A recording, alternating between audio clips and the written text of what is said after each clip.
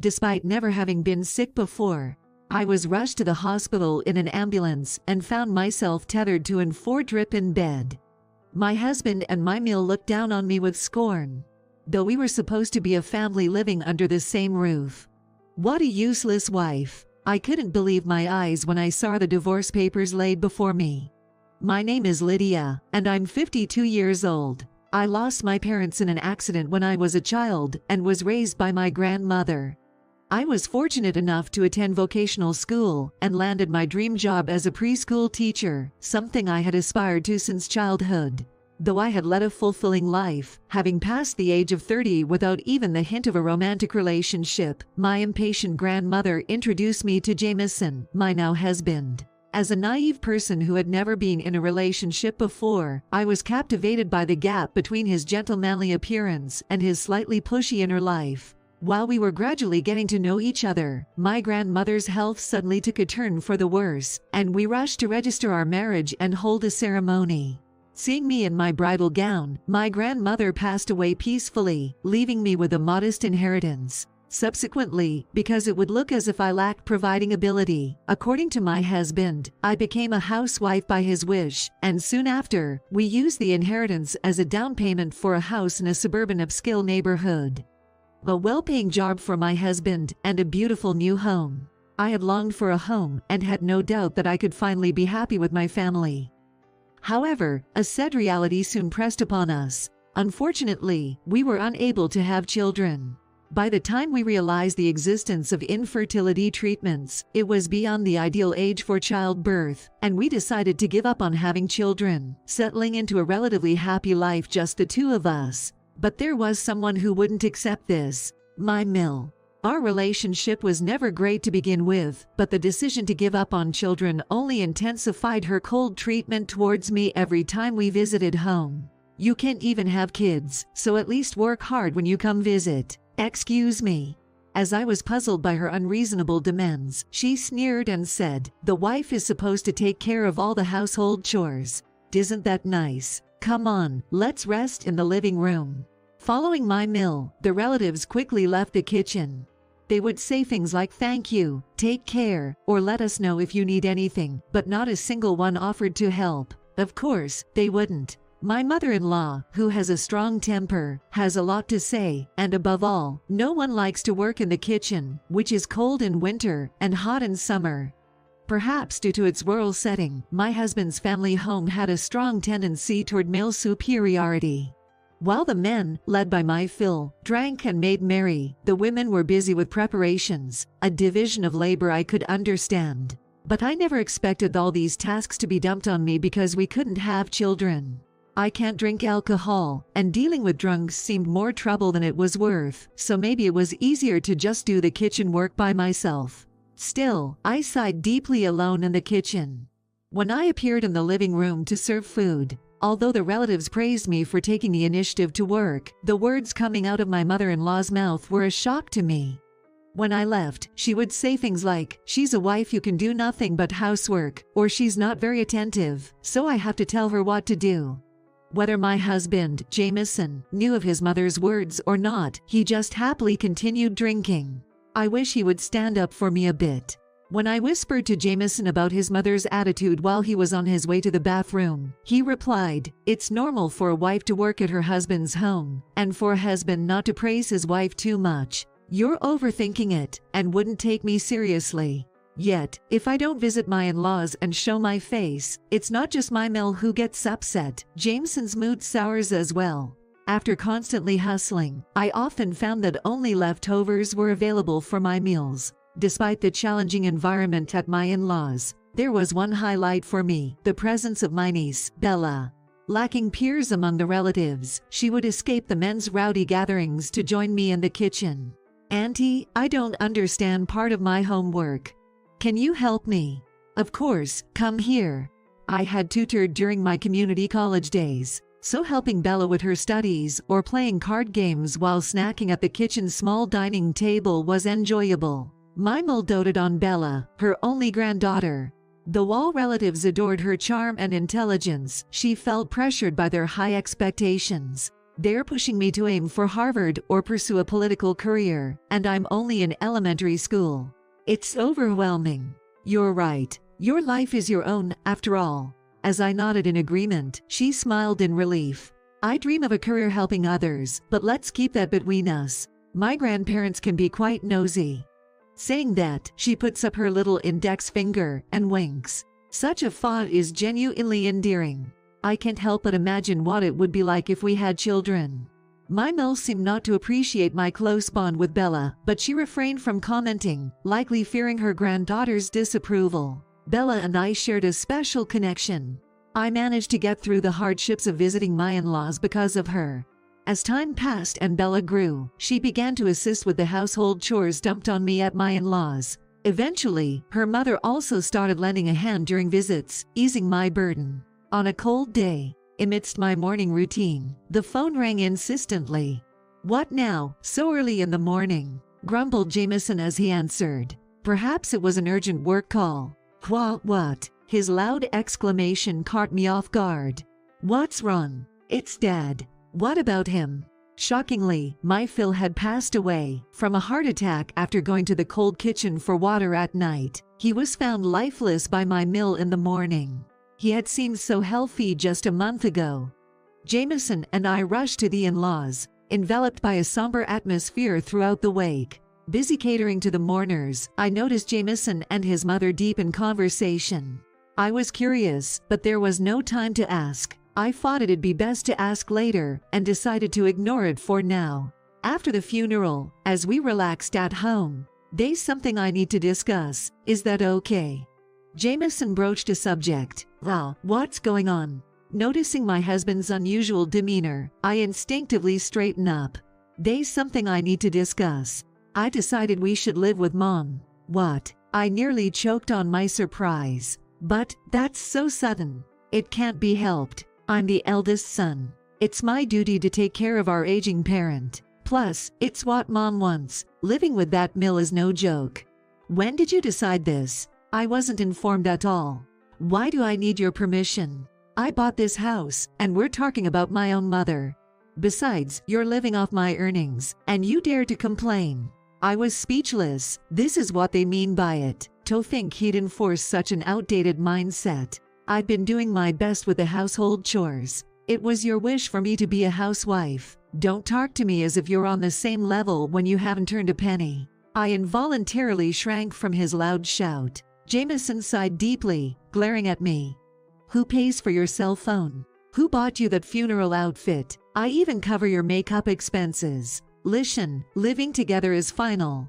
If you don't want to lose your current lifestyle, don't complain. True, my life is supported by my husband, but we were supposed to be a team, with him working outside and me taking care of the home.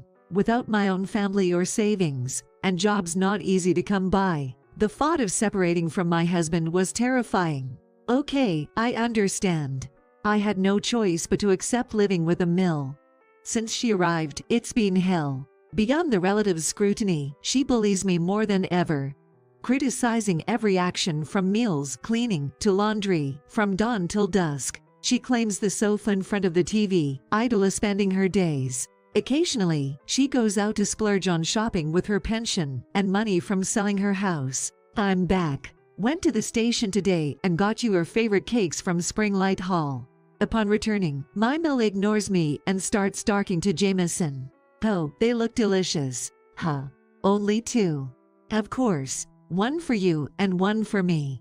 "Lydia, make some tea." Am I a servant? If only my husband were on my side, it might be bearable. Since moving in together, Jameson has been like a child, believing and prioritizing everything his mother say over his spouse. When I told him how selfish my mother-in-law was playing with me, he said, "Don't you feel sorry for your old mother who came alone to a strange land? Be as nice to her as you can." He makes it sound as if it is my fault. Caught between a selfish mill and a husband who follows her every whim, I've felt increasingly isolated. 3 months into living together, after seeing Jameson off in the morning, I suddenly doubled over in pain. The intensity forced me to sit down. I'm sweating profusely. This is bad. "Excuse me, Mill." I mustered the energy to approach her in the living room, watching her morning shows while sipping coffee. "Could you pass me that phone? I need to call Jameson." "What? Get it yourself. Plus, he just left, he won't answer his phone on the train." My mill refused to acknowledge the urgency. "My stomach is in terrible pain. I need to ask him to drive me to the hospital. Complaining about a stomach ache when my son is working hard. I won't allow you to disturb him." Desperate, I reached for the phone and dialed 911. Soon after, an ambulance arrived at our house, its siren blaring loudly. "What, an ambulance? You called it?" Surprised by the unexpected situation, my mill stared in disbelief. "If contacting my husband is forbidden, what choice do I have? To make such a big deal out of this? Unbelievable." Anger painted her face as she glared at me. Meanwhile, paramedics quickly loaded me onto a stretcher and out of the house. "You're going to be okay now. We're heading to the nearest general hospital." It had been a while since someone spoke to me with such kindness. As I felt a wave of relief, my consciousness began to fade. The next thing I knew, I was lying in a hospital bed. It was already dark outside, and sitting beside me were my mill, elegantly dressed in a kimono, and my husband, still in his suit, frowning deeply. "According to the doctor, it seems I have developed a stomach ulcer." The moment the doctor left after announcing I would need to stay in the hospital for a week, Jameson sighed deeply. "You collapsed right after I went to work, huh?" Was he worried about me? A small flicker of hope lit up in my heart. But that was a huge mistake. "Why didn't you call me back instead of calling an ambulance? Making such a big deal out of it?" "What?" The tiny flame of hope in my chest was extinguished in an instant. It felt as if the candle of hope had been snapped off at its base. "You always do this, getting your priorities wrong. That's why you can't manage the household efficiently and end up stressed, bringing such trouble on us." No. 70% of the stress comes from the mill, and 30% is because of you." I was too stunned to speak. As soon as I went silent, my mill, with a sly grin, said, "A housewife's job is to do the housework. But if you're going to be hospitalized for a week and take a break from housework, you are an unfit wife. Get a divorce right away." In her wrinkled hand, she held a green-lined paper. "Yes, that's divorce form." "Exactly. Mom's right." My husband carelessly agreed and began to fill out the form with a smirk. Wait. I panicked. What would become of me if I were abandoned now? I tried to snatch the document from him, but my body wouldn't move as I wanted. After he finished filling it out, I finally managed to grab the paper, and for some reason, my husband laughed heartily as if he found it amusing. "See, she can't live without me."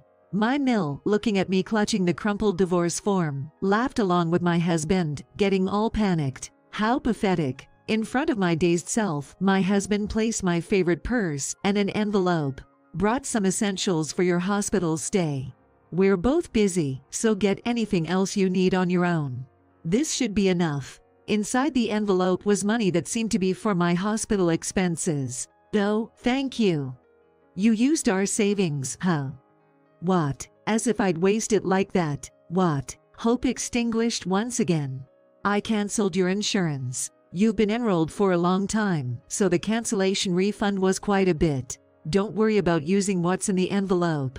Half of it will go towards our living expenses." My husband and I had savings, yet he canceled my insurance without asking, and planned to use half for living expenses. Are they planning a vacation while I'm hospitalized? It became clear to me. My husband and Mill didn't care about me at all. I was both sad and furious. Looking down, the divorce form caught my eye. "The divorce is just a joke. Relax." Noticing my stunned look, my husband shrugged off with a smirk. Signing it and even stamping it, "And it's a joke." I couldn't help but glare at them, and both my Mill and Jameson were still snickering. Seeing that, something inside me snapped. Why am I even trying to be a family with these people? That envelope doesn't include fare for the trip back. "Let me know when you're discharged." Watching the two of them leave, I quietly crushed the divorce papers in my hand. In a daze, I opened my bag. Inside were just my wallet, pen, and a few added towels, exactly as expected since I doubted they knew where my pajamas and underwear were. I'd need to buy almost everything anew. I sighed. Just then the curtain around my hospital bed rustled softly. A nurse. As I looked up, I gasped in surprise. No way. That niece of mine, Bella, whom I loved so much, was right in front of me as a fine nurse. Our unexpected reunion was filled with joy as we held hands. As I shared my story, Bella became as angry as if it had happened to her. I had an ally here. I was so moved, I almost cried. Then, I saw my chance. I couldn't let those two look down on me without getting them back. Bella and I began to plan our strategy. A week later, freed from the stress of dealing with Jameson and my mill, I was well enough to be discharged tomorrow. It was when I was on the phone in the empty hospital room. Got the news you're being discharged, so I came over. Jameson announced abruptly as he and my mill barged in. Jameson holding a bag from his favorite confectionery shop. Can't skip visiting the wife in the hospital. Looks bad not to show up at least once. I took my phone away from my ear, placed its screen down on the table, and nodded slightly while sitting on the bed. Thank you for coming. My mill and Jameson took chairs near the bed. You've had enough rest. Expect you to start working hard again from tomorrow. What a welcome. The bag predictably contained 2 cakes. While they claim it's a visit to cheer me up, there's nothing here for me. Go buy some tea from the shop downstairs. You can at least manage that, right? Your husband took his precious time off to come here. I don't have any money left. I spent quite a bit on pajamas and underwear. When I shook my head, my mill clicked her tongue in clear disapproval. Can't even buy a cup of tea after causing all this trouble with your hospitalization. Such a lazy bum. Who's the lazy one, I wonder? At that moment, the curtain around the bed was drawn back sharply, and a smiling female nurse appeared. Enjoy bullying your DIL at the hospital, Grandma. Then, my mill's face turned pale as she stuttered in shock. Of course it would be. With her beloved granddaughter standing before her as a nurse. This isn't Bella's hospital. Why are you here? I just transferred to this hospital. I was surprised, too. When I was called for help and came to this ward, I found that my aunt had been brought in with a stomach ulcer. She doesn't drink or smoke. I was skeptical about her just based on her story, but I was convinced after hearing the conversation earlier. Bella's icy stare and words made my mill tremble. It's not like that, Bella. You're misunderstanding. Excuses won't help you now. As I spoke up, my mill became furiously angry. You shut up. No need for me to stay quiet, though. Everything's been heard anyway. Then, I lifted my smartphone to show the screen to my mill, revealing a call in progress with my SIL's name. You, what?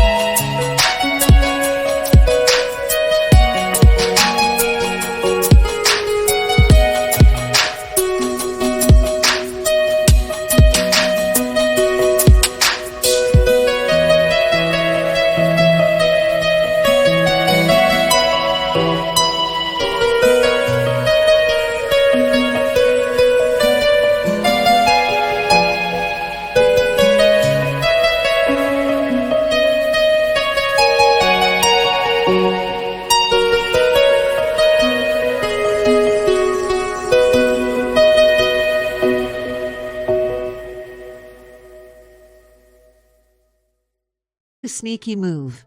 As my husband started to scold me, his sister's angry voice blasted from the phone on speaker mode. You knew your wife was hospitalized and that's your attitude. Enough is enough. Even Jameson shrunk under the scolding of his sister, known for her assertiveness. My Sil and niece, unlike Jameson and my Mill, seemed to be from a different breed, full of righteousness. Eavesdropping on the conversation with Jameson and my Mill was a plan proposed by my Sil. Looking at the diminished figures of Jameson and my Mill, I reached out to my Sil once more. Thank you, Sil. Hanging up the phone and staring at Jameson, who was slouched in defeat. This past week wasn't just about lying in bed and resting. You signed the divorce papers a week ago, right? I decided to accept them. Let's get a divorce. What? Jameson's jaw dropped, looking at me in disbelief. Understandably. He probably never imagined a housewife without a job or a home would willingly give up her current life. I couldn't help but laugh at his dumbfounded expression. Annoyed by my laughter, Jameson spluttered, "Without a job or a home, what are you planning to do?"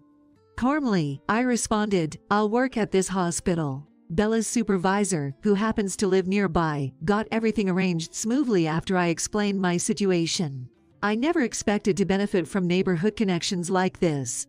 At my words, Jameson twisted his lips. "You're neither a doctor nor a nurse. How could you possibly work at a hospital?" That's when Bella smiled gently, enlightening him. "Uncle, you really don't know anything.